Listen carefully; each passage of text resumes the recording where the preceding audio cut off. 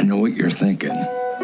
How the heck does a 52-year-old, over-the-hill milkshake machine salesman build a fast food empire with 1,600 restaurants in 50 states, 5 foreign countries, with an annual revenue of in the neighborhood of $700 million?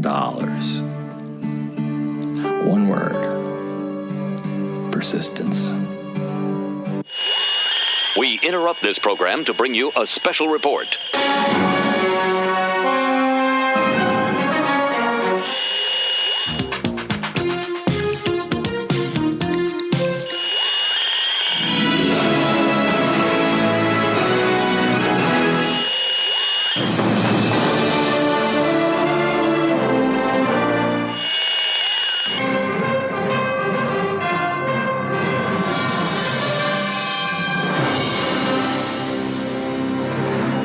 This is Cheap Seat Reviews.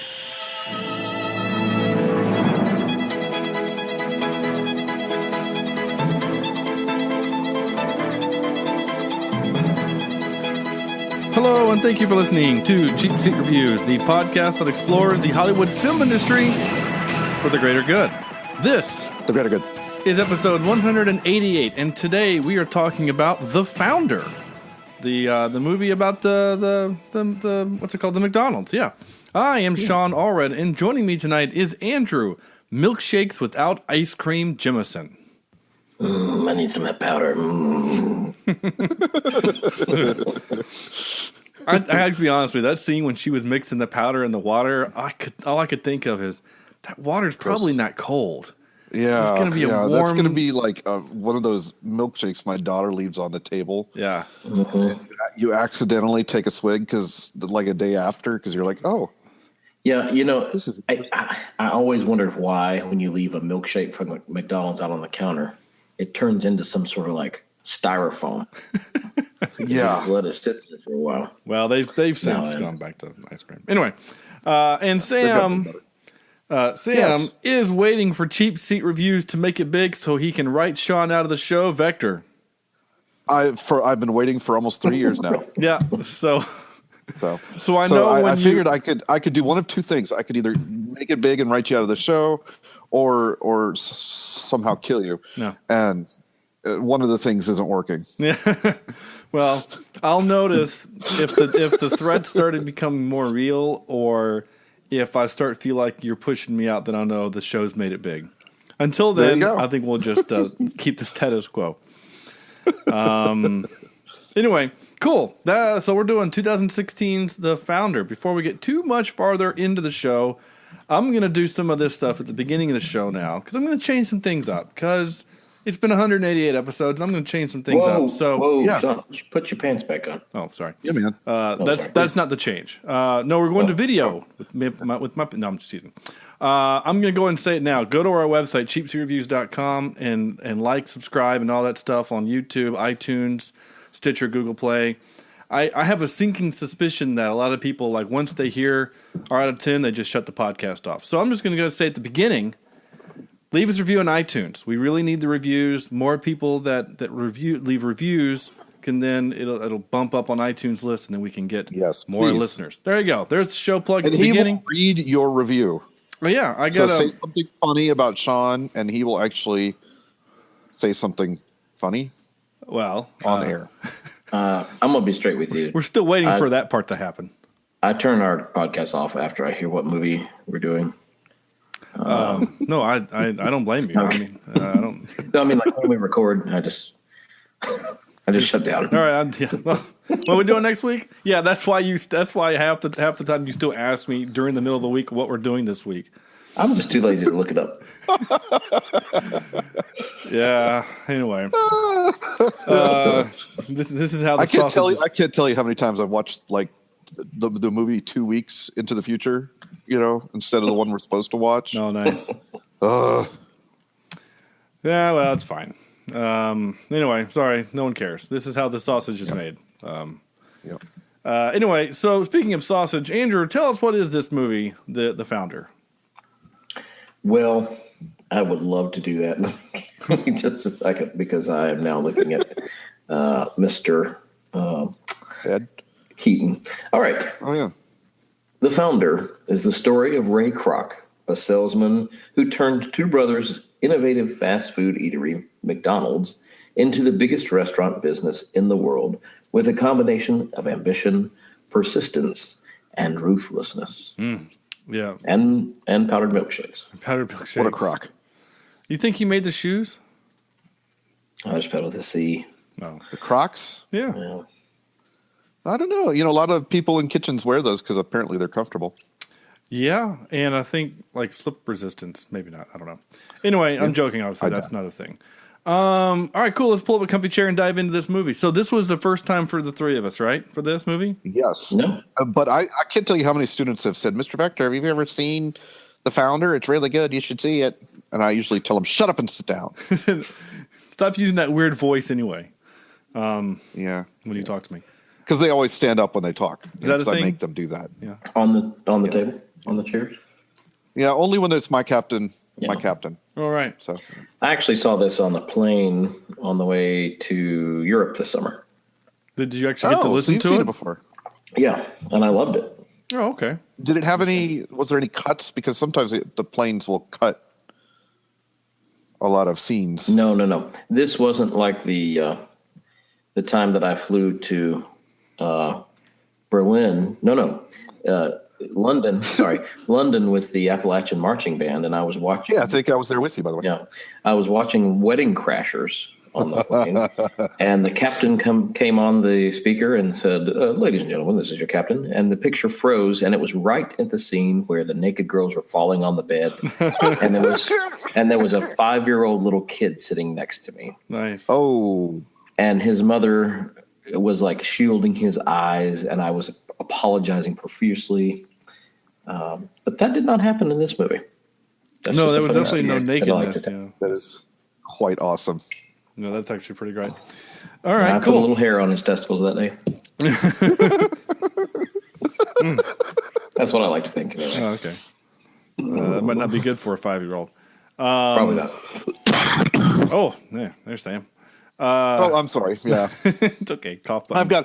Ladies and gentlemen, I've got a cough that I've been trying to fight for here for a week. And Yeah. I think, I don't know, Sean was giving me SARS or something. SARS. Sure. Okay. Yeah. I can't even remember what that stands for. Isn't it some sort of coughing fit? I don't know. I know my daughter had hand, foot, and mouth virus 2 weeks ago. Oh, that was so bad for the poor kids. Yeah. I thought SARS was that robot from Interstellar. Oh, yeah, you're right. Who had the Good humor setting at 40%. And he was actually great. Again, my favorite part of that whole movie. That movie was awesome. Nah, it's fine. Speaking of Matthew McConaughey, I'm Yes. reading the Dark Tower book. Oh, yeah. I started and couldn't finish it. How It's one far of the did you rare get books I into haven't finished it. Without spoiling anything? But how far did you get in? Like a few chapters or like a lot of chapters? Or- A few chapters. There's some like desert, and he's going through the desert. Or Yeah. something. It's just weird.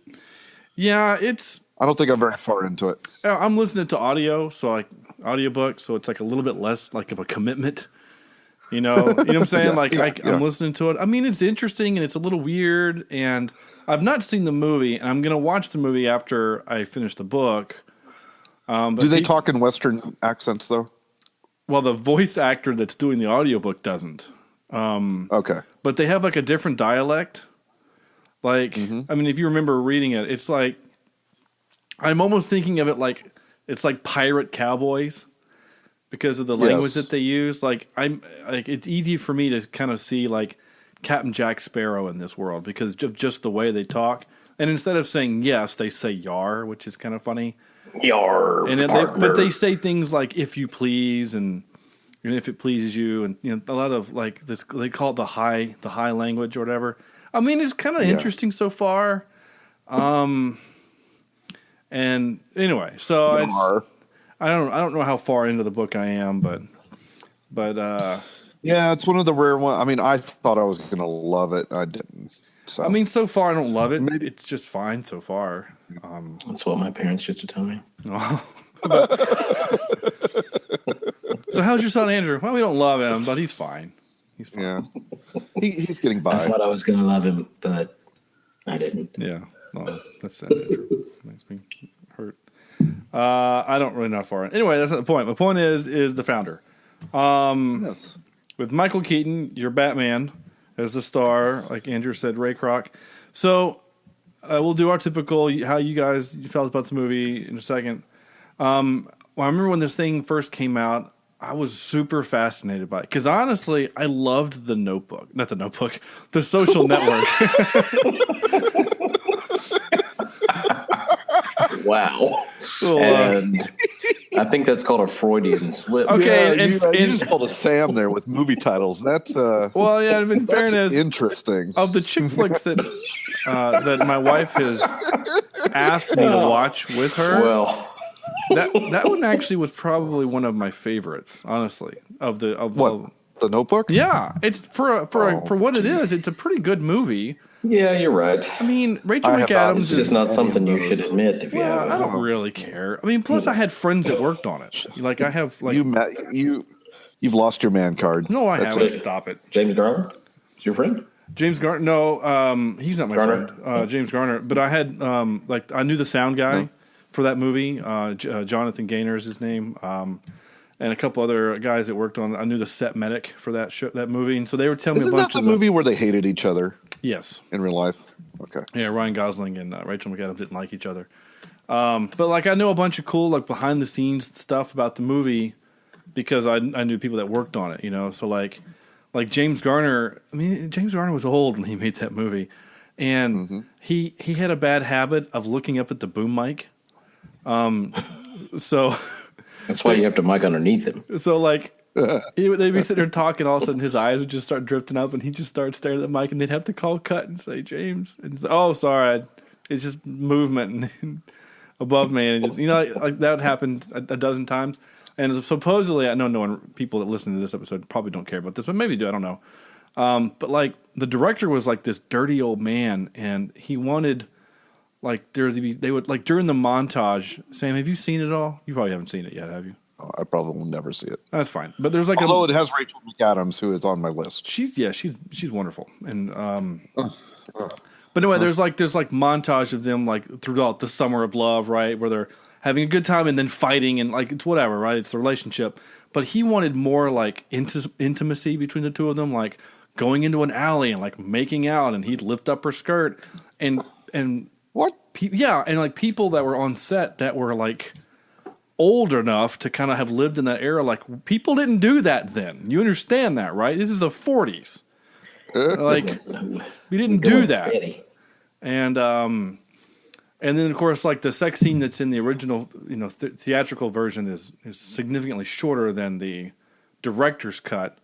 And so Jonathan was telling me about like the mixer. He had his own monitor for. He has a feed from the camera so that he can tell where the boom operator, you know, the boom's in the shot and things like that. He can tell them to back off. So during the sex scene, I mean, Rachel McAdams, she's naked, right? She's in there, well, she's topless. And the only people that are in the room, as per typical, is the director, camera operator, and the boom operator. And Jonathan had like 30 people surrounded him, like breathing heavy on his shoulders, looking into his little 4x4 monitor, seeing if they can get a glimpse of her naked. And he literally had to get set security to come remove crew members to get him away from him so he could do his job. So anyway, there's a little behind the scenes of the Notebook for you. So there's many more stories, but I'm not going to tell them. Anyway, what was I going to say? How did we get here? What are we? Yeah, where in the world? What was my? And why am I hearing an echo of myself? Internet's being weird. What was the? I said the Notebook, but I meant something else. The Social Network. That's what I was going to say. Is that there you go. That I felt like I loved The Social Network. I thought it was a really great film. I got really pissed off though that it won Best Score over How to Train Your Dragon, but it's a fantastic movie. It really is. And as I'm watching this movie, I'm like, oh, this is like The Social Network, but of McDonald's. And I was talking to my wife about the movie before at dinner tonight, and I got about a third away kind of explaining what's happening. It's like, you know what? I think we should just watch it together because I want to watch it again. She said, oh, okay, that's fine. And she said, but am I going to hate him at the end of this? I'm like, oh, absolutely. And I said way worse than in The Social Network. Like in The Social Network, you almost feel a little compassion towards. Mainly because he doesn't think like normal. He's almost Asperger's. He's a little Asperger, yeah, which I've actually learned recently that term's no longer used. Oh, really? What do they use now? It's not a term anymore. Mild. It's a part of Mild the autism. Yeah, it's just a part of the autistic spectrum. Oh, really? And so, low, like super high functioning autism is kind of like what it is. Yeah.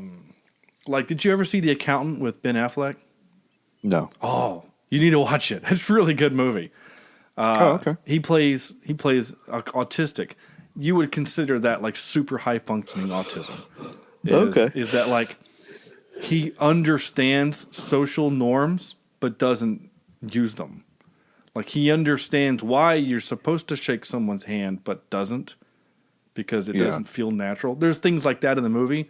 And Sarah, my wife, who again teaches children with disabilities, specifically with autism, really enjoyed the movie for the fact that she's like, this is one of the few movies where they got it right.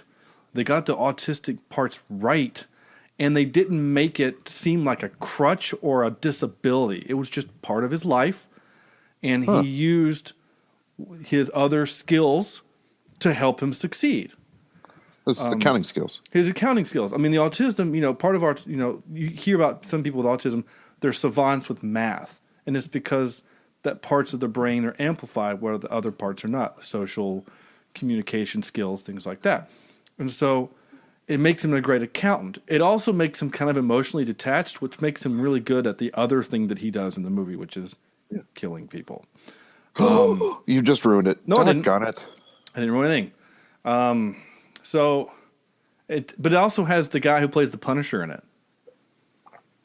He's like an operative for someone else. He's kind of in and out of the movie. Do what? No, not Thomas Jane. The new Punisher. Oh, that guy. The new guy. Yeah. Gotcha. So anyway, The guy from Walking Dead. the what? The guy from Walking Dead. Is he from Walking Dead? I have no idea. Yes, he is. I don't. Yep. I've never seen one second of that. It's wonderful. You'd love the first few seasons. You'd really like. Okay. Yeah, I believe you. it. It literally, and The Walking Dead came on at a time when I was a little zombied out. It just kind of hit me at the wrong time, So. Well, you've never been a big zombie fan, though. Nah, not really. Not really. I mean, I don't know. I like a good zombie film every now and then, but I don't know if I want seasons of it. And then when I kept hearing people talk about it the way that this person killed this person, then it's not a zombie show. It's a show about the human condition. There's just zombies in it, mixed in. And then I'm like, oh, so it's like Game of Thrones. And they're like, well, yeah, kind of. I'm like, okay, well, I don't need that. I don't need two of that in my life because at the time I was still in the Game of Thrones before I violently gave up that show. You threw that book out the window. Not literally the window, but in the trash. Yeah, That's real. Anyway, and it makes me sad. that's fine. It's fine. It's okay, Sam. You just need to accept it and move on. I can't. well, I just can't. You need to just be It doesn't like work that way. you need to be like Florida, your football team, right? And just they fired the coach and moved on. So that's what you need to do. You just need to move on. Either you need to be the coach in this scenario or the football team. It doesn't matter. Either way, you need to just move on. There's a little sports talk for you. That's as much as you're going to get on this show. You had to rub it. No, I won't tell you. I won't bother you about Carolina's. Oh, they're terrible this year. But again, we're not going to talk about it. We're not going to talk about it. But I mean, there's an expected drop off when your quarterback goes number 2 overall. Yeah. And a year earlier than anyone anticipated. So, yeah. Anyway, it's fine. Sports. I guess We're talking about what? movies. Yeah. We'll talk about sports when we do a sports movie. How's that? The sports moment was brought to you by Tough Actin' Tenactin.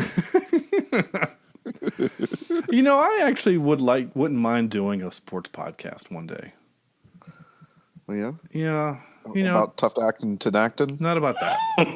But about I don't know, Like jock itch or no, not We should do medical conditions in sports. Well, because something we know nothing I was going about. to say we know nothing about that. Today's podcast It's ringworm. about turf toe. No one knows what it is, and it sounds lame. Why is he out with turf toe? Oh my gosh, that's a terrible idea. Anyway. That'd be perfect.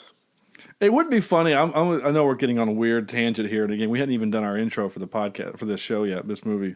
But like, it would be fun, Sam, just to have you on there because literally you would just argue with every point that I make, and because you don't like some of the teams that I like, Absolutely. I would be like, yeah, the Tar Heels had a great win, and you're like, yeah, but they're still dumb.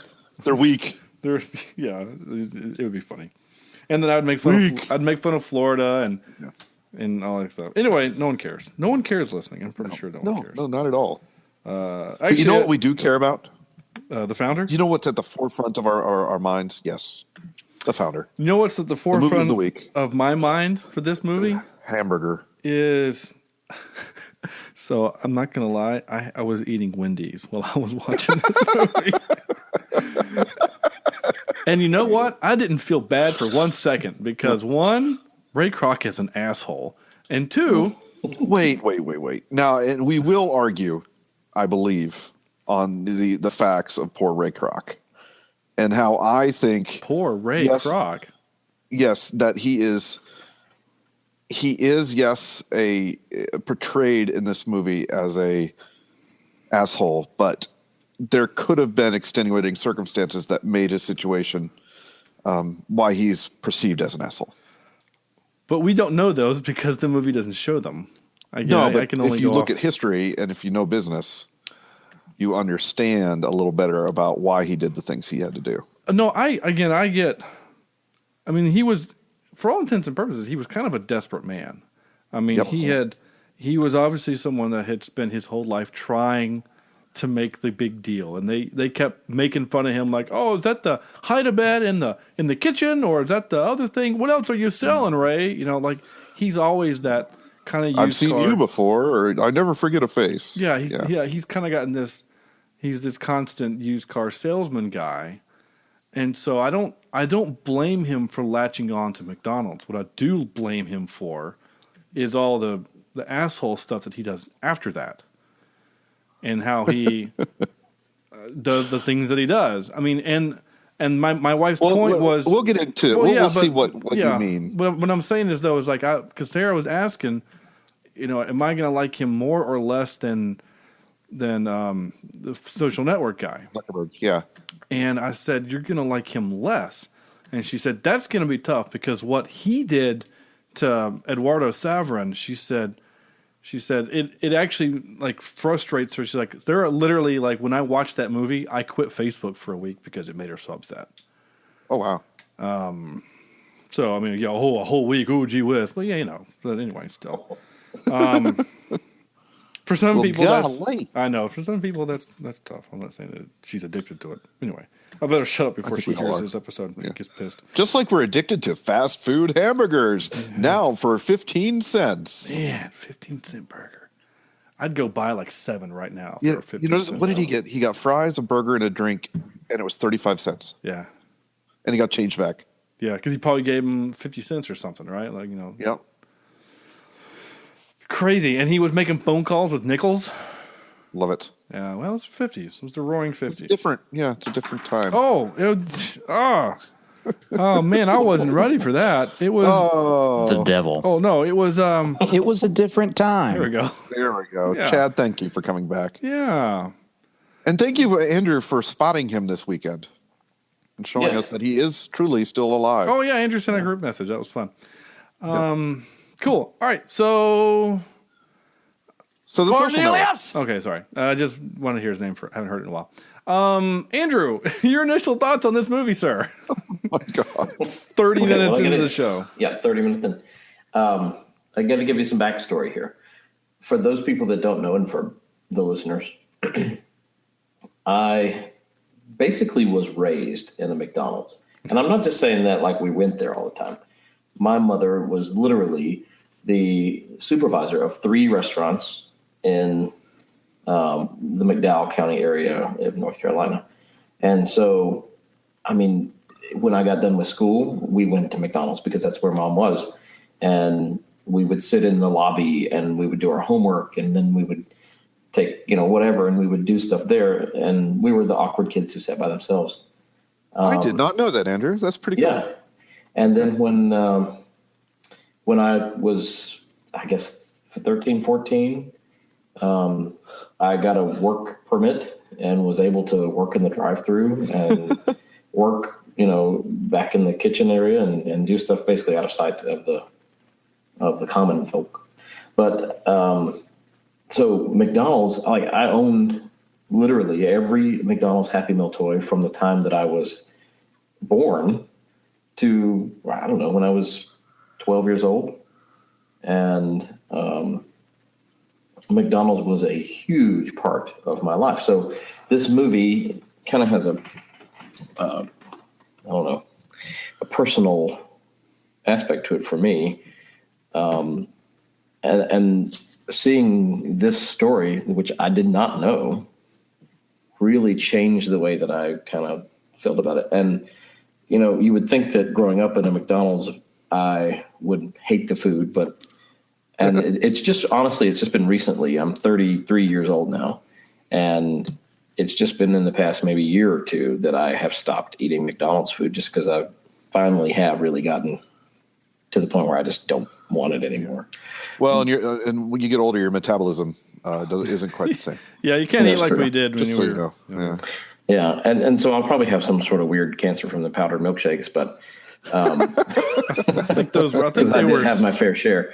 But the movie itself, like I said, I watched it on a plane on the way to Europe this summer, and I'm a big fan of Michael Keaton and a big fan of McDonald's at the time. And so I was excited about watching the movie, and I hope that my bias is not what's causing me to just really like the movie, because I think that it truly is a good movie. I think that Michael Keaton is a wonderful actor. And I think that the story itself, whether or not it's stretched, I'm sure it is, in certain aspects, it's a great story. Whether it's 100% true or not, it's a great story. And I think they followed it well. I think that all the actors really in the movie, the McDonald's brothers, I thought were great. I love Nick Offerman as well from Parks and Rec. Mm-hmm. And so, just all around, I felt like this was a win for Keaton and for the director. What's his name? John Lee Hancock is the director. Yeah. Yeah. Which I'm actually looking at his biography, or his videography, I should say. Filmography is the word. Hard Times Romance, something in the 90s, and then he takes a break and then does The Rookie in 2002, which is a really good movie. And then the Alamo, 2004 Alamo, with Billy Bob Thornton and Patrick Wilson, who we saw in this movie as the guy who owns the fancy restaurant with the hot wife that Ray Kroc steals. Yep. That I like that Alamo movie a lot. I think it's really good. I do too, but didn't it do horribly in the box office or something? It did. It didn't make a lot of money for whatever reason, and I think I'm not really sure why. Personally, I think it's wonderful. I mean, Dennis Quaid is good, but again, Billy Bob Thornton's Davy Crockett was really good. I don't know. There's so much to like about it, and it was a budget of $100 million, and it only made not even $30 million. And I don't know why. I guess I don't know why. Anyway, go watch it. It's really good. It's actually a really good movie, and the score is really beautiful. It's a beautiful score. That's one of the few that, like, if that thing pops up on Pandora, I know it within like 4 bars or like 13 seconds of hearing it. I'm like, oh, that's the Alamo. I love it. Then he does The Blind Side, which would produce an Oscar for Sandra Bullock. And then Saving Mr. Banks, and then this movie. I love that thing too. So, I mean, he's got a good, pretty good list there. Goodness gracious! when I first saw his name, I had no idea who he was. Yeah, he's not done a lot, but it's all good. Yeah. It's all good. And he takes his time. I really liked the movie, the one with Will Smith, where he's the superhero. Hancock? Oh, Hancock. Yeah. Yeah. Not the same guy. Oh, no. Oh, really? Okay. Call Me Asshole one more time. Sorry. I do like that movie. Anyway. You know who he looks like, though? Who? He looks like the guy from, not the Golden Circle. What's the first one? Kingsman. In his picture on IMDb. He looks like... bit. Yeah, I know what you're talking about. The guy gets shot. Spoiler. Yeah, sorry. He won an Oscar, too, for something? Or he was nominated? I can't remember. Yeah, for the King's Speech, right? It's the King's Speech guy. Yeah. Yeah. Yeah, he was great in that. Anyway, Sam, did you go? Have you gone yet? No, Not it's yet. your turn. So it's my turn now? Yeah. Okay. This was my first time watching this thing, and I kind of have to agree with Andrew and Sean, because I know where you're going with this. I really enjoyed this movie. I enjoyed it probably more than I should, and more than likely it's going to turn into some required viewing for my students on issues like business ethics. Business ethics, number one, is the first one that jumps out, and then there's a few business law ideas thrown in there that the brothers could have protected themselves a little better with, and things like that. But this was absolutely fascinating to me, and I always view business, and as you both know, and listeners might know, I teach business. I teach economics, and the way I teach business, I liken it to war and strategy. And when you start looking at generals of war and managers, they're pretty much doing the exact same thing. And instead of killing people and taking over territory, you're succeeding in business and taking over territory. So it's always fascinating to me to see how these generals of industry do it. And I knew that Ray Kroc made McDonald's the way it is, but I had no idea how he did it. And the story is just, it blows my mind how, what you had was an immovable force. Well, no, what do you call that? An immovable object of these two brothers up against an unstoppable force of Ray Kroc. And it was just, I don't know, brilliantly laid out in this movie. I agree with Andrew. The acting was amazing.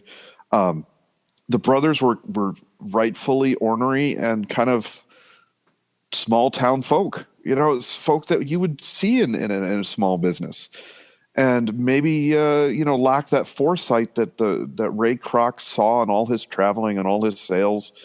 That why they just didn't hitch each other to the same wagon more. They could have all been multimillionaires, and it's blew my mind in so many different ways. I can't wait to talk about some more of the specifics of the business side of these things. But I really enjoyed this movie, and I'm certainly going to watch it again. How about Sean?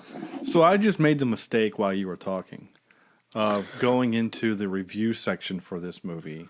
Uh-oh. I've never done that before. Like almost never. I go, because on IMDb it shows a review. It always has one review, and it's usually like the first person that gets it in, right? Yeah. And in this case, I actually kind of want to see if people hated it, because I liked it a lot as a film. Yeah. And a lot of people are like, this is just a commercial for McDonald's. And I'm like, it doesn't really paint McDonald's in a great light. So honestly, I don't really want to go buy a burger from them. Yeah. So I went and bought Wendy's.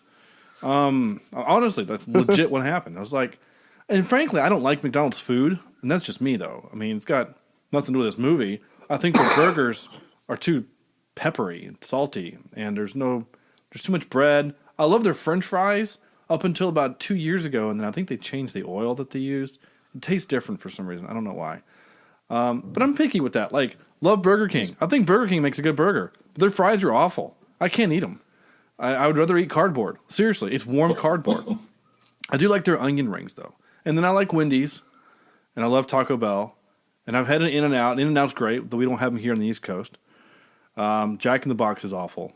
And so anyway, this is not a review of fast food restaurants. So this movie is going to fall, and I was thinking about this as I do, the movies that we review. One, I feel like it's been a while since we've done a movie that forced us to think. I think Buried kind of forced us to think a little bit, but this one's kind of made you more think. Different kind of thinking. It's a different kind of thinking, and also it's the first time we've seen a movie in a long time where no one died. That's true. And so, I mean, the brother almost did. But, but he's fine. Though he would eventually die in real life. But anyway, of diabetes. Yeah, it was actually a heart condition, I think, that did it in for him. Well, you can only take so many hamburgers. Right. All that red meat.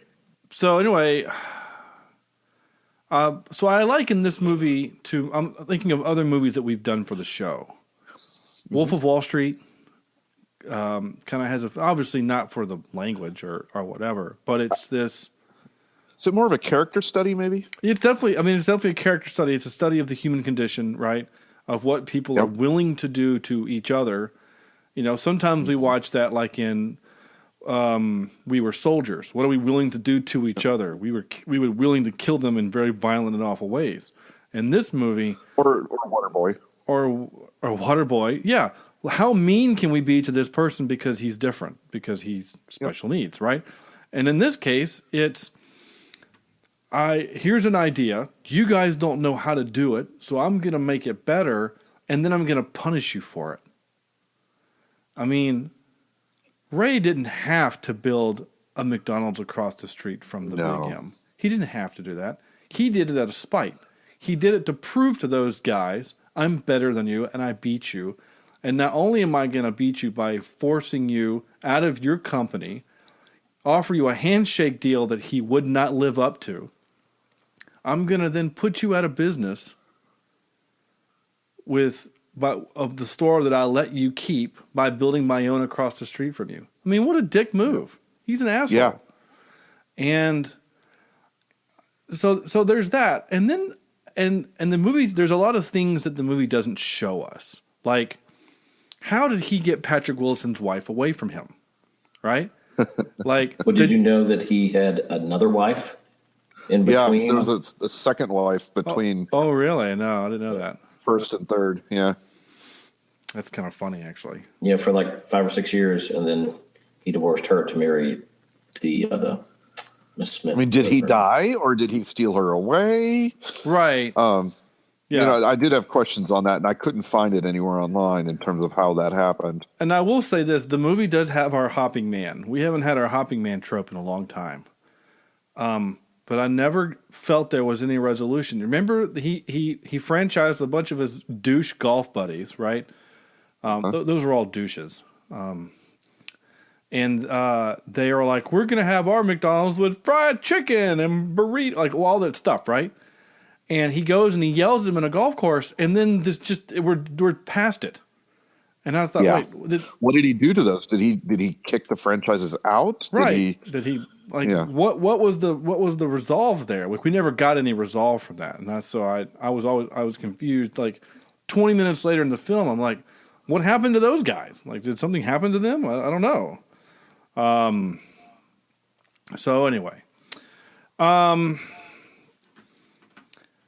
so as going to my typical thing that as I say, if a movie I liked, if I didn't take a lot of notes, it means I liked it because I was enthralled in the movie. I captured a Pokemon. No, I captured 7 audio clips. Oh, okay. Though a Pokemon would have been nice too. Like a real one. Anyway, I captured 7 clips. So of my notes, 7 of them being the spots for the clips, I think I have about 12 notes in the whole movie. And my first one is, this is a Weinstein production. That means something different now. Yeah. So what did Laura Dern have to do to get in this movie? Oh, gosh. Harvey. Where's Harvey Dent? Hopefully nothing, Yeah, I hope so. I would doubt Poor that thing. someone of her pedigree would have to. Yeah. Anyway. You would think. Yeah. So anyway, I did write. I said I almost feel bad for him that he has to carry around that heavy ice cream mixer around.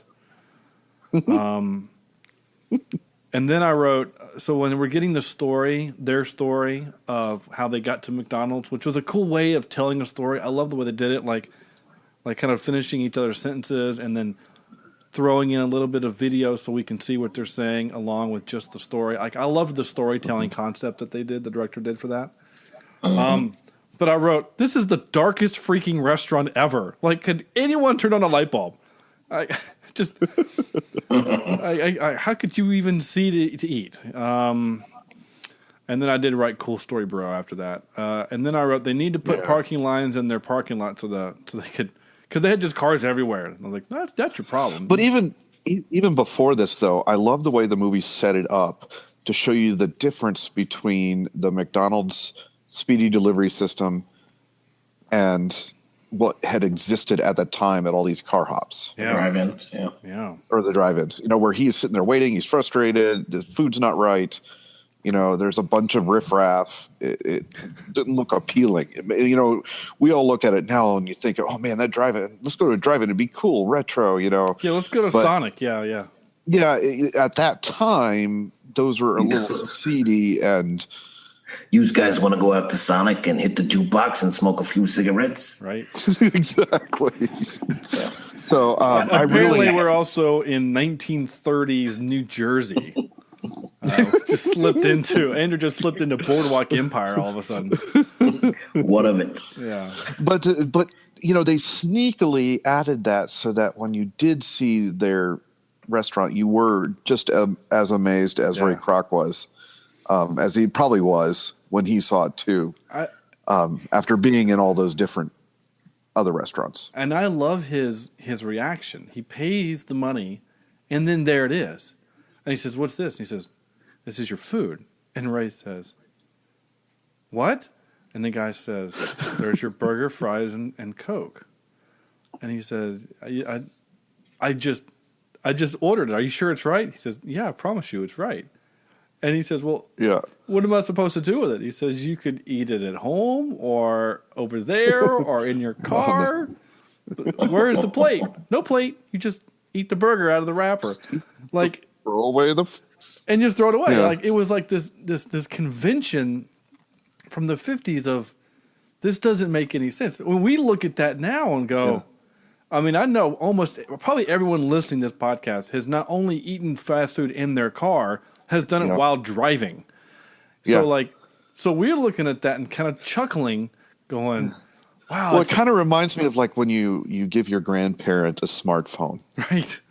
What is this?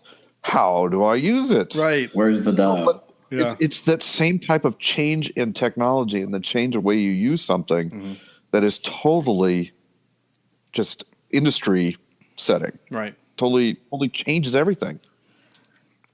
And that's why this thing worked. Oh, that's wow. I mean, no kidding. And you just think like it's just such a simple concept of how do we make fast food or food fast or whatever. So, and the funny thing is, the whole thing about the McDonald's brothers coming up with this system was actually simplified in the movie. There was still some more steps behind it that I mean, they had a barbecue shop that they started for years and years and years, and realized at some point that 80% of their sales came from hamburgers, and that's when they decided to switch to hamburgers, and then decided, my wife is making fun of me, barbecue shop, and then But then the idea to completely redesign the kitchen is just, it blows my mind that I don't know. It seems to us it's a simple simple problem to fix or to change, but nobody was doing it. Right. You know, everybody was happy with waiting on bad food. It's also weird to think. I'm going to relate this to something that's completely unrelatable, but here we go. And that's that for so long it was just, this is the way it is, right? This is how we do a thing, so we're just going to stay doing that thing. So I've told you, I don't know if I've told you on air, I play a video game called Battlefield 1 a lot. I love that game.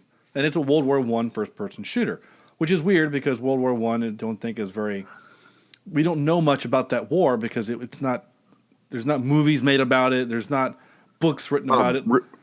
Really quick, you got to listen to Hardcore History about World War I. Sure. It's about 6 to 7 hours of complete description from the beginning to the end, and it is absolutely brilliant. Oh, good. So podcast. Just a shout out there for Hardcore History. Oh, sure. They should sponsor our show. No, anyway, they and there is a movie out there, one of my favorite war movies called The Lost Battalion, which is a movie about World War I, and it's fantastic. It's a really great movie, and if it ever streams, we're doing it for the show. I just got to wait for it to stream one day. Anyway, my point is, I'm actually now watching, and I mean now as in 2 hours before recording, I was watching a documentary that I found flipping through channels on World War I called Apocalypse World War I, and it's a bunch of stories of, and I've done research and read books about World War I, but not enough. And I'm watching this stuff, and there's a lot of film. There's actually a lot of film during that time of World War I, and this back when those cameras were hand cranked, right? So the speeds are all weird, you know, like people walk by and they walk by super fast. It's because the camera operator was a little excited and was spinning the wheel too fast. But like, my point is, I'm getting here, I promise, is that it was 3+ years of war of doing the exact same thing. The bad guys are over there. We're going to get a whole bunch of guys in this one section, and we're going to run across this field and just attack. And we're just going to keep doing this and doing this. Well, the last 52 times we've done that, we've gotten 60% casualty rate. This time will be different. How? Because the country needs them to, right? And it wasn't until some people, it was the French that came up with the tank. And it was a very small thing, but a small tank. And then, the original tank was huge. Well, no, the very first well, you're right. The very first tank was this massive thing, but it was a single, it didn't have a turret. It just was a giant machine with some cannon on it. Yeah, it pretty much went forward and back. Yeah, that was it. Yeah. And then they built some smaller ones that had rotating turrets so that it could put fire down the trench line and stuff like that. But my point is that it was, I mean, they were still doing, if you go watch the movie War Horse, they're still doing cavalry against machine gun nests. It's crazy. So my point is that for whatever reason, people are such beings of habit that if a thing isn't working, we're just going to keep doing that thing and just hope that the result changes. Like, isn't that like what insanity is or something? Yeah. I can't remember. Well, wasn't it the French in World War I that were still in the bright red uniform or like hats or something like that? Maybe at the beginning, but that yeah, changed not by the end, but at the very beginning, they had just, even the outfits, it was just insane. Well, their outfits were blue. They were their uniforms were like blue wool, and they stood out against dirt. So anyway, we've talked about sports and history on this podcast. It's been very unique. Well, I mean, Ray Kroc did buy the Padres, I believe. I think he was the owner of the Padres. He did own the Padres. So there's your sports. Yep. And I only know that because Stuart, friend of the show, Stuart, mentioned that to me last week when I told him what movie we were doing. He got really excited. And he's like, oh, yeah, because Stuart's from San Diego. He's like, oh, yeah, you own the Padres. And Stuart loved this film. So, anyway. Oh, okay. Well, he's got good taste. Yeah, he does. Anyway, that car is getting a lot of miles, I wrote. I did write, wow, he put his home built in the last. Well, yeah, I guess. Yeah. It was funny. There's an old. You guys know what Car Talk is? Yeah. Yeah, There's click an and clack. Yeah, there's an old puzzler. They used to use little puzzlers, and the puzzler was cars couldn't do this, and then they could, but hardly did, and now they do it all the time. What is it? And the answer was go over 100,000 miles. Cars back then, the odometer didn't go past 100,000 because they never believed that a car could go that far or that long. Whereas now, you say, "Oh, that car's got 100,000 miles." You go, "Okay, it's broke in." You know, it depends on the model, right? But I mean, mine's going on 300,000. I mean, like I had my first car. My very first car died at 168,000. My second car died at 200,000. That was a Dodge. My little Basically, Mazda, you get over 150 nowadays. That's pretty average. Like that's the average. I mean, then you get like those guys up in whatever on those farm trucks that are the Ford pickup that made 1 million miles, and so then Ford bought the truck back from them and gave them a brand new one. Like that's kind of cool. And then there was a Chevy truck that did the same thing, hit 1 million miles. I mean, 1 million miles is crazy. That's just hard to fathom. Yeah. Like you drove to the moon and back, you know, like anyway, several times. I feel like now, though, Actually, that's not true at all. But anyway, things are made like cars. They make them more like iPhones that they're going to have to be replaced in 150,000 miles, you know? Yeah. I don't know. I mean, I guess it depends on the car company. I mean, you get some, I know the podcast has gotten really weird now, but like, you know, you get some, I mean, I don't know what you're talking about. This is totally It's like a McDonald's hamburger. It lasts those a while. things are meant to last. I mean, good gosh. You hear about the guy that like, he dropped a hamburger under his car seat and found it like 4 years later and it looked the only thing that changed was that the pickle and the onions had disintegrated, but the burger patty and buns looked just normal. Makes you think. Well, the argument, like some people hear that and think like, oh, how much preservatives are they putting in that? And then, the actual science behind it is because there was something in there. It's like, it's because it was in a wrapper, so there's less air. I can't remember what it was, but there was actual science besides preservatives that made it seem less gross. But it still seems kind of gross. Like food shouldn't last that long, you know. Anyway, it's beside the point. I mean, you know, like Taco Bell had the pink slime and the meat tube, and I still eat Taco Bell, you know. And you know, every fast food place has done things to cut corners to save money, and you know. We'll all still eat it, I guess. And Ray Kroc started it all. Yeah, he kind of did. Wife is upset that he isn't going out with those douche friends I wrote. Those people bothered me. I don't know why she would even... Laura Dern did not look good in this movie. Maybe they made her like that. Maybe they were trying to make her like a contrast between her and the blonde lady. Unattractive or something? I don't know. She would just... You know, she's being our Jurassic Park connection. I was, you know, I'm always interested to see some Jurassic Park alumni. Sure. But she just, well, you know, to be honest, I've never really found her that attractive. Oh, she wasn't attractive in Jurassic Park. No. What? No, stop it, Sam. Oh, come on. You guys didn't have posters on her on your ceiling above your bed? You didn't either. You might have had one of the T-Rex or something, but like, stop it. You know, the shot where she's coming out of the tunnels and running back to the visitor center. And she says, run. No. Yeah. We're not body shaming. We're just having some fun. Don't think we're body shaming. No. She's a wonderful. I like Laura Dern. She's great. No, she's actually really great. And she's married to Mr. Dern. I can't remember his name. He's a really good actor, though. I can't remember his name. Crap. I'm looking up her. Bruce Dern. That's it. She's married to. That's her father. Oh, that's her father, not married. Sorry, that's her father. Her dad is Bruce Dern. I knew that. I don't know why I kept saying husband. She was once engaged to Billy Bob Thornton. Who hasn't been engaged to Billy Bob And Thornton? then she was engaged to Jeff Goldblum after Jurassic Park.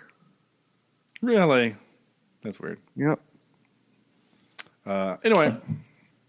Her godmother is Shelley Winters. Who's that? I don't know who that is. You don't know Shelley Winters? Shelley Winters. No. Shelley Winters McLean.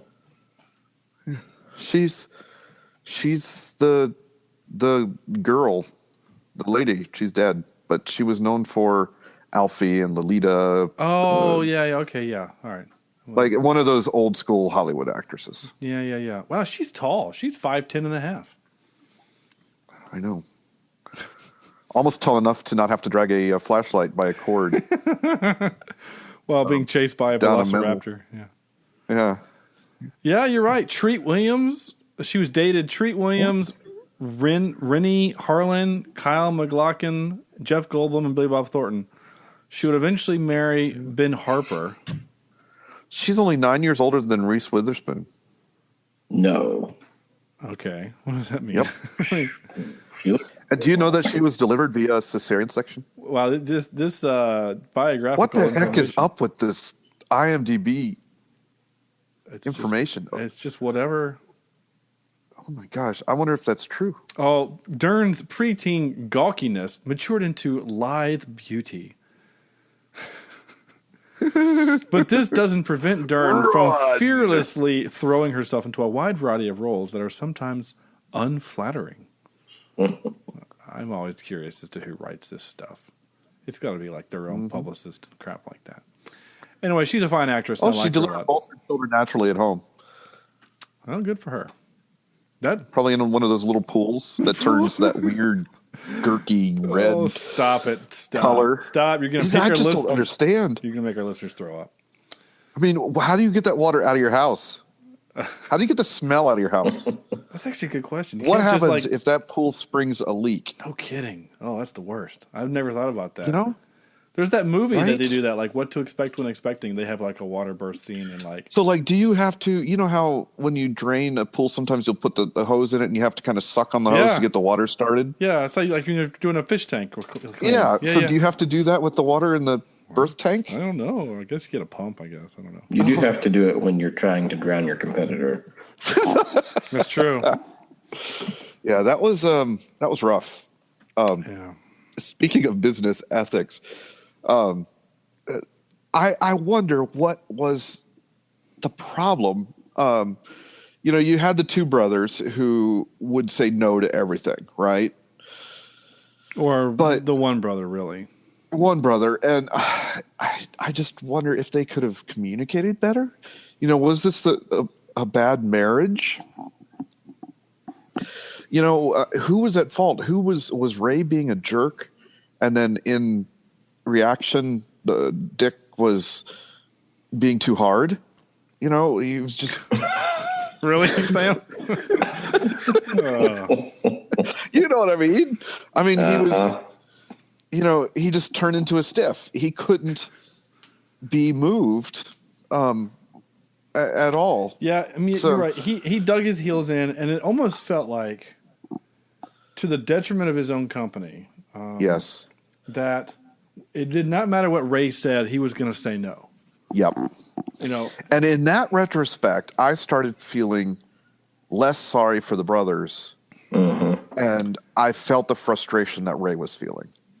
Oh, sure. And you're meant to kind of sympathize with Ray to a point, right? Yes. And I get that. He's got this great idea. He's got this vision, and he wants, the freedom to do the things that he wants to do. And he's handcuffed by these two guys, in his kind of opinion, small-minded guys who are stuck in their one store. And he's got these great ideas, and he can't do them. So I get that he's super frustrated, right? And he's trying to save money so he can make money. And again, it doesn't. And he has to, though. When you look at the books and when he was talking about percentages and things like that, he was losing money. Yeah, he had to make these changes in order to survive. Yeah. So in a way, some of these changes that he forced upon McDonald's or he kind of why he went behind the brothers' backs was because he was forced into that situation. Yeah, exactly. And again, I don't know. I don't know what I was going to say. Well, at one point, did he turn into the villain? Well, I think he turned into the villain when he met up with the guy at the bank, right? And then that guy took a look at his books and said, "You should be making more money." And so then he wants to renegotiate, and they say, "No, you have a contract, blah, blah, blah," right? And then that's when, and that was that point in which when the McDonald's brothers, that was when they dug their heels into the sand and said, "Here's the line. We're not going to renegotiate." And that's when I think the relationship died, right? That's when it no longer became three dudes with a vision. It became about two guys in a small store and one dude with a vision. And so that's when that other guy was like, "You need to own the land." And so once he kind of realized he didn't need them to buy the land, and he created that company that bought the land that then the lessees or the franchisees had to pay rent to, that's when it kind of went to hell, right? And it kind of, again, reminded me of the social network where, like, he's starting the website, he's starting the Facebook, and he's just sending them emails, and they're not like, wait a minute, you don't think this is going to work, blah, blah, blah. Like, they're just getting these letters, right? Because you didn't have email then. Mm-hmm. So they're just getting these letters, and all of a sudden he gets a letter from the McDonald's Corporation. He's like, what the hell is this? So I think that's kind of the break. But he was forced into that situation, though. This isn't like... Well, he was forced in... Vader, I mean, it's a different kind of villainy. I think he turned villainous pretty much when it was already too late. When he told them there was no... the contracts were made to be broken. Right. I think was the ethical line that finally...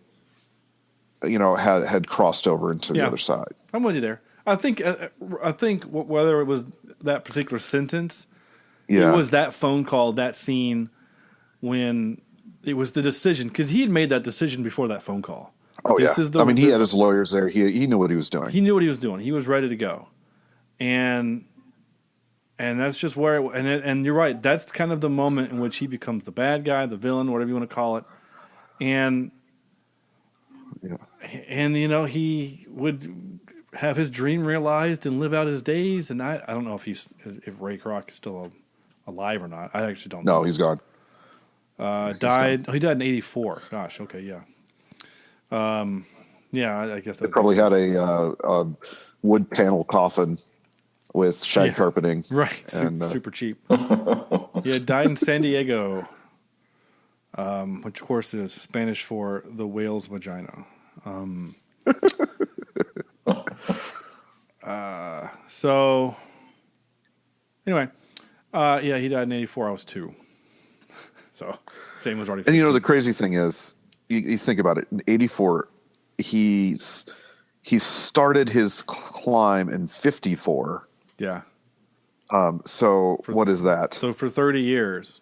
30 years. In 30 years, he was able to just, accumulate over $600 million in net worth. Yeah. In 30 years. That's impressive. Yeah, I mean, I don't know if he had kids or not. He did have kids. And he had one. Yeah, and that child from 3 marriages, he only had one kid. Interesting. But that kid is set for life. You know what I'm saying? It's just crazy. And at the end of the movie, they're showing a little stat that McDonald's serves 1% of the world's population daily. It's just crazy. Daily? I think that's what it says, right? Was it daily or is it just... Yeah, daily. Daily, 1%. Yeah. There's 9 billion people on the planet. I mean, it's just crazy. Oh, man. And I don't know if you guys have heard the Jim Gaffigan thing about McDonald's.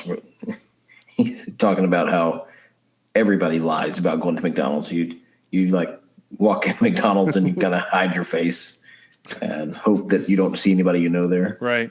And I will admit, and I said earlier, I don't like their burgers, whatever. I actually like their breakfast menu a lot. I could eat their fish sandwiches every day, but I feel bad every time I. It just hurt to hearing you say like fish it's sandwich one of those from where it must be like a drug, or it's like a reverse of a drug, right? It feels good while you're eating, and then you feel horrible after you're done. Yeah. Well, I've gone the longest without eating McDonald's that I ever have in my life in the past. I guess it's been maybe 3-4 months now since I've had McDonald's. Oh, wow. This was before school started, and I went to get breakfast, and I got one of their value meals that came with a hash brown. And I put the hash brown in my mouth, and I swear it tasted like the Comet cleaner, the powder toilet bowl cleaner or bathroom cleaner. And it tasted like that, and it was gritty like that, like there was something on it. And since then, I haven't had any kind of urge to ever go back. Whenever I'm working, well, not as you say that, I do their, I like their hot cakes. I think their pancakes. I mean, I know they're frozen, but they're fine. I know their eggs aren't actual eggs. It's like a powder egg that you add water to and nuke. I know that these things, but I think it's fine. Their sausage gravy biscuits actually kind of good for fast food. I mean, it's not bad. My favorite breakfast fast food chain, though, believe it or not, is weird as this is going to sound, is Chick-fil-A. Oh, yeah. I could eat chicken that. Minis are correct. I could eat that chicken burrito, breakfast burrito they have, weekly, like every other day. With the little crunchies in it. Oh, and the salsa is really good. I mean, for a little bag of salsa, it's really good. Yep. So anyway. Yep. But okay, I just want to ask. I'm just going to ask a question to you two. What's your favorite fast food chain? Has to be fast food, not just local chain. But it's lunchtime. You got $20. You got an hour to go eat. Where are you going? I'm going to Chick-fil-A. All right. I'm with you, Sam. If I've got now, does it have to be local? No. Like I would be. If you lived in California or whatever, so you can get near an In-N-Out burger or a Whataburger or whatever. Yeah, well, I've never been there, but I love me some White Castle. Oh. I love me some White Castle. Okay. I don't know what it is, but anytime we go up north and drive up north, anytime there's a White Castle, we're hitting it. Okay. I'm not judging. I've had White Castle, and I had a bad experience, as Lefty said. So I can't eat there. And High Point, there used to be one called Hot and Now. There was one in High Point called Hot and Now, and it was long since been out of business. I loved Hot and Now. And there's another burger place in High Point called the Biscuit Factory. And Sam, next time you're back in High Point, Biscuit Factory lunch burgers. Oh, they're so good. Oh, really? Yeah, it's right off Eastchester near Centennial. No one cares. I will say on local, give me a Cookout burger. Oh, Cookout's good. Yeah, Cookout's good. I love me some Cookout. Cookout's a good one. Mine's still. I mean, I know people are going to probably be grossed out. Mine's Taco Bell. I love Taco Bell. I really do. I mean, help. My wife and I had it last night. As we record this, last night was Halloween, and we got home at. The kids did a thing at their daycare at their school, and we came home, and it was a little before 5, and I'm like, all right, I'm going to run out and get some dinner if you guys want to get trick-or-treating ready. And before I could get in the car, there were people ringing our doorbell. It's 5 o'clock. I'm like, holy crap. Can you wait until 6? No. 5 o'clock, people knocking on the door. So I didn't go out to get food until trick-or-treating was over, which is 9. And so we had Taco Bell last night. My wife and I did at 9:30. And it doesn't bother me in the way I hear other people. It does. It doesn't bother me. But I've eaten it maybe more than I should. I have an immune system. It depends. If it has a lot of the nacho cheese, for some reason that nacho cheese just woof. Not good. The cravings meal with the little nacho cheese and the chips. I could go for a cup of that cheese right now and just some chips. I could. I know it hurts. Shoot it. My heart is aching just thinking about it. I know. You ready for some clips? Let's do it. Number 1. Yeah, I'm sorry, I understand. I'm still a little bit... You know where to send them, right? San Bernardino, California, corner of 14th and... Hold on a minute. All right, to anyone in particular? Just the store is fine. McDonald's. Okay? Thanks a lot. Yeah. I had to just get the bit where he says McDonald's. This was a humorous moment in the movie. It made me laugh out loud because it did. But then sales start to level off. The drive-in model, as we learn, has a few built-in problems. Tell me about it. I mean, for starters, there's the customer issue. Drive-ins tend to attract, shall we say, a less than desirable clientele. Teenagers. Hot rodders and hooligans, juvenile delinquents in blue jeans. And then there's the service. I love Blue that. jeans? Blue jeans are evil. I mean, it's the 50s, but still, it's funny. Golden Arches. What is that? A concept. Huh. What are those? Oh, it's a way to make the place stand out when you're driving by. The Golden Arches, I call them. Actually, Sam, I think the moment he becomes the villain is not when he does the thing with the land deal. It's when he called his store the store number one. Number one. Yeah. Even though it would have been the 9th store. But it was his, so he called it number one. I think that might have been it for me. I don't know. I mean, that's not nice, but it's not villainous. It's not, but it's certainly conniving. And I mean, he's basically saying to the other guy, too, I don't respect what you've done with your other 8 stores. This is my store. I'm the guy in charge. Therefore, it's the number one. Okay, anyway.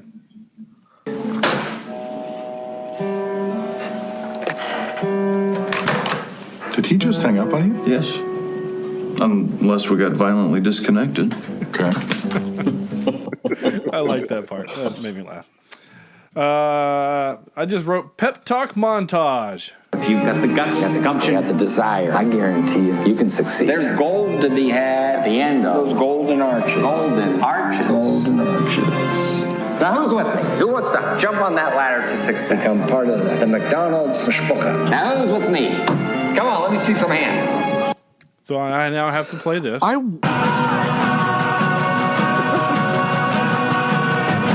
Okay, sorry. Sam? I wonder. I mean, obviously, this wasn't Michael Jackson's. Michael Keaton. Keaton, thank you. Hello. Can I have a cheeseburger? Can that little boy serve it to me, please? Sorry. He had to have been imitating the voice. Oh, he was. You know, and I guess I just have never seen any Ray Kroc film footage to. Except at the see end of if the it's movie. good or not. Do what? Except at the end of this movie where they actually had Ray Kroc's footage on. Yeah, but that's just a very short quip. Yeah. On there, but I'm guessing that's must have been how he. Well, spoke, we'll get there in trivia because they talk about that in the trivia. Yeah. Oh, okay. And again, because you think of what's his name portraying Abraham Lincoln, and the voice he used was grating. And supposedly that's the way that Daniel Day-Lewis historically accurate. Yeah, did Abraham Lincoln. We always think of 87 years ago because I'm 6'4" and therefore my voice must be deep and booming, presidential sounding. And he wasn't. I haven't seen that movie though. I need to go see it. It's great. I've heard, people that I have. You're the first person that said that it was great, but the people that have told me that it wasn't are not film lover type people. Oh, I loved it. I thought it was great. It's not a Civil War film, right? And that's what they wanted. They were wanting Gettysburg. Political. They were wanting the Gettysburg or not Newfound Glory. What's it called? That's a band from the 2000s. What was the movie called? The one with Ferris Bueller's Day Off and Denzel Washington won an Oscar. Glory. Glory. It's just called Glory. Yeah. Okay. Yeah. Fantastic film, by the way. I love that movie. Also with a good score. Very good score. Yeah, it's a good film. Matthew Broderick, that's his real name. Last clip. Ray. I tell you, I tried it myself. It tastes just like the real thing. It's delicious. It comes in chocolate, comes in vanilla. Me, I'm a vanilla man. Ray, we have no interest in a milkshake that contains no milk. Why don't we add sawdust to the hamburgers while we're at it? Frozen French fries. Wah, wah, Wait. wah. Both of those so now things. it's just Yeah, because both of those things are real. Anyway, there we go. That's it. And now for some more bad news. Ready? I'll cook through this because we're getting a little long in the tooth. Long-winded. The McDonald's restaurants depicted were built from scratch in parking lots as the crew were unable to locate suitable existing restaurants in locations which matched the desired look of the film. The on-screen flies that were attracted to the smell at McDonald's were actually Cocoa Krispies. They were poured in front of a powerful fan in order to make it look like swarms of flies. That's pretty funny. I love stuff like this. Ray Kroc's back office set was built on the same stage as Ray Kroc's office, the McDonald's back office set. I think I screwed that up.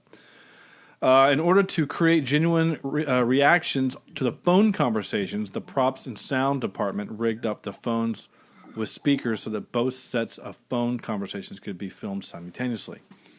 Lots of films do this kind of thing so that you're not just recording his lines and then the next day you record their lines. You can actually get a back and forth. I like that. It's more organic. Yeah, it is. Ray Kroc's quote-unquote discovery of McDonald's was not his first attempt at franchising, and here, but franchising, parentheses, taking over a Southern California restaurant. According to the book In and Out Burger by Stacy Perman, Kroc approached LA's Apple Pan restaurant in 1949 and Carl Karcher of Carl's Jr. prior to convincing the McDonald brothers. So he might have made Hardee's big and whatnot. And I did not know this until I was doing the trivia. Jeremy Renner, of Hawkeye, was a producer of this movie. So here you go. So this is not bullshit. Here's my dumb IMDb trivia of the day.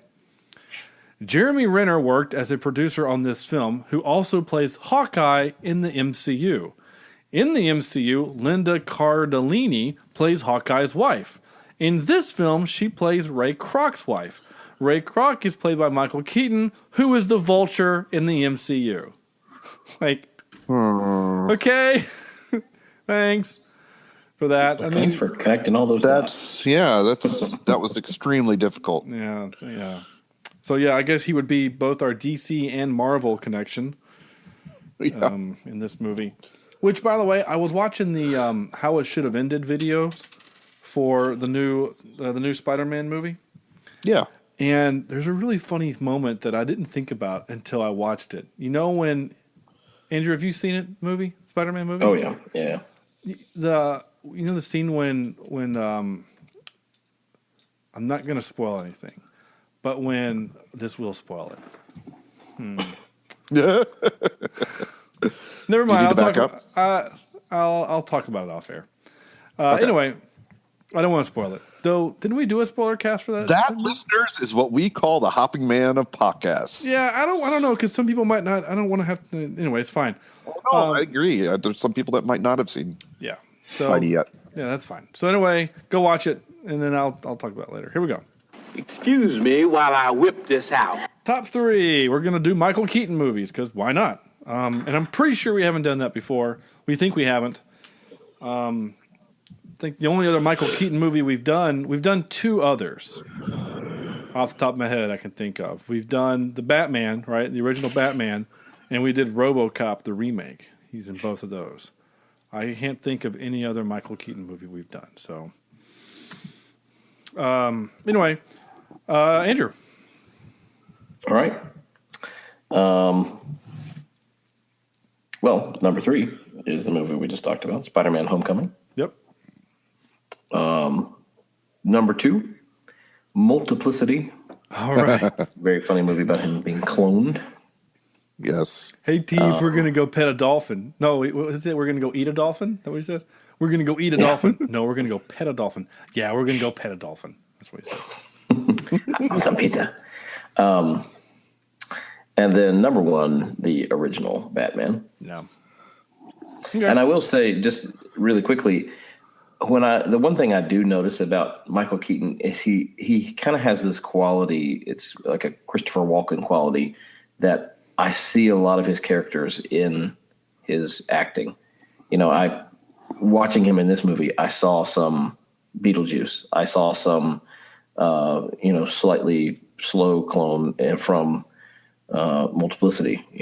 I saw different versions of things that he's done before. Right. Yeah. That's which fair. is, you don't see that in many actors, but yeah. He's always kind of playing. I mean, he really embodies what he's doing, but you still really know it's Michael Keaton. Mm-hmm. Yeah. I think you're kind of right with the Christopher Walken bit. Sam. All right. I actually have what do you call it? Honorable mention? Place. It's an honorable mention of Toy Story 3 as Ken. Yeah. Nice ascot. Yep. I've got my number 3 is Multiplicity. Mm-hmm. My number 2 is Batman. Okay. And my number 1 is the name you could only say twice before facing repercussions. Beetlejuice. Sure. All right. Well, we're all pretty much in the accordance then. My honorable mention was, of course, Spider-Man: Homecoming. My number 3 was Johnny Dangerously. Because it's the most Johnny Dangerously. I don't remember that one. Oh, it's a comedy. It's one of the Weird Al Yankovic did the intro song. Oh dear. Like it's a farce. The whole thing. I mean, it might as well be a Mel Brooks movie. It's just not. But he's like a gangster, and he's doing the bit where like he's talking to the pretty blonde and she's on the piano and he's playing it, whatever. She's like, "What's your name?" And he's like, "Dangerously, Johnny Dangerously." And she's like, "You know your last name's an adverb, right?" And he goes, Yeah, I like that. It's ridiculous, right? Number 2 is Batman, and number 1 is Beetlejuice. So there you go. Yeah. Out of 10. Wait, what's supposed to happen? Out of 10. You tell me your out of 10 scale of 1 to or 0 to 10. Andrew. I like the movie. I think it's great. And having the background and having lived it, I've ran the burger gauntlet before. I've slid the burgers down the slide. I'm gonna give this a mix 7.9. Nice. Out of 10. That's actually really great. So you like this one just better than Babysitter movie. Than what? Than The Babysitter. Oh yeah. Okay. Sam. All right. As I mentioned before, this movie went right down my alley with teaching business and all that mess. I was hoping to talk enough to pull up the movie list, but my computer's being slow, so I don't remember what I ranked other things here. So I'm going to say this is probably a good. This is such a well-made film. It's so good to watch. The only problem I have now, I did have some problems with it, and that had to do more with the pretty clunky exposition every now and then, where it did feel a little bit like it was a McDonald's commercial. So I'll give it a 7. No. I'm going to get 8.1. Give me an 8.1. All right. 8.1 years till a McDonald's burger goes bad. Nice. Okay. I'm gonna give it. The only thing that I could compare this to, where I feel this kind of way about a thing, I gotta get there. How far back did we do that movie? I don't remember. Oh, of course. The movie after it is where my standings actually start. My rankings start. It's fine. I know we gave that movie high marks. I'm thinking of Wolf of Wall Street. So yeah. I'm going to give it a 7.52 because I like the movie. It's not great. It made me feel things like anger. Oh wait, a 5.2 does that. I'm not doing that. 7. Wait, what did I just do? 7. You just put it at a date. Yeah, I did. What is that? July 7th of 1952. Yeah, I did. Weird. There, that makes the math work out a little bit nicer. 7.75 is what it's going to live at now. Wait, that's not what I meant to put. I said 7.52, right? Yeah. I can't type currently. 7.52. There we go. That's fine. That's a good number. Yeah, it's a good number. 7.84 is what it's going to live at, and I'm good with that. Cool. That's it. That's our show. That's what it is. That was fun. Sam, you're still here. I'm glad we did this, especially after our October. Yeah. Yeah. You're in the spreadsheet. What do you think about our next film? I just changed it. Yeah, that'd be fine with me. You go with that? Yeah. Okay. I mean, it's been in here, twice? It's in here twice. I kind of want to do it, so we're going to do it. Cool. So next week, if you're still listening, hopefully you haven't bailed out by now. Next week, we're going to do 13 hours. And it's going to be that long. Our podcast, we're going to have a marathon. Only because we're going to spend time talking about sports and fast food and this is history, World War I. History, right? yeah. This is the Michael Bay directed film during an attack on U.S. compound in Libya, all that stuff, right? So it's got John Krasinski and a bunch of other dudes that do war movies. I've been wanting to see this since it came out. I'm actually kind of excited to see it. And so I pulled an executive. Michael Bay, though. It is a Michael Bay film, but I heard it's okay. It's a 7.3 on IMDb. I hope. Okay. So, well, I do like John Krasinski. I do too, and he's going to be in the new TV series, the Jack Ryan series. They're turning it into a series, which is great. And speaking of series, the new Star Trek series is actually kind of good. I'm kind of surprised by how good it is. They did two things in there that kind of pissed me off, and I might do an anchor post on that. I don't want to get into it on this show. I might do an anchor post. Yeah. It's just annoying. Anyway, that's it. That's the show. Thank you so much for listening. If you are listening, GoFundMe.com, fund, FUND.com /Cheap Seat Reviews. We still have that going. Help us out if you can. Check out our Anchor app. You can just search for Cheap Seat Reviews in iTunes. That's where you find it there. Leave us a review on iTunes, Stitcher, Google Play, YouTube, whatever. Visit our website, cheapseatreviews.com. He's got links to our old shows and things like that. Facebook.com/cheapseatreviews is how you get to that. Follow us there. And, of course, Twitter @CheapSeatCast. I'm posting stuff daily now for the podcast. Whether you like it or not. Yeah, so, go there, and you'll get updates about stuff and links to things. And shows and stuff. That's going to do it for the show. Again, thanks for listening, and you should go listen to the Dark Tower series. No. I am sad that one of the movies on our list isn't streaming. It was going to be Flyboys, so I took it out. I like that movie. And that's a World War I movie. I was like, ooh, how appropriate if there was a World War I. I'd made a reference. It's not streaming anymore. That's okay. But we do got some cool stuff coming up soon. So we'll see how this all kind of, I don't know, plays out as it were into the podcast. I'm basically just killing time now as this song ends. So I should have. So you don't have to sit through the whole thing without any kind of murmuring. Listeners, we think of you. We always do. Yeah. If you stuck it out so far, I appreciate it. All right, now I'm going to stop.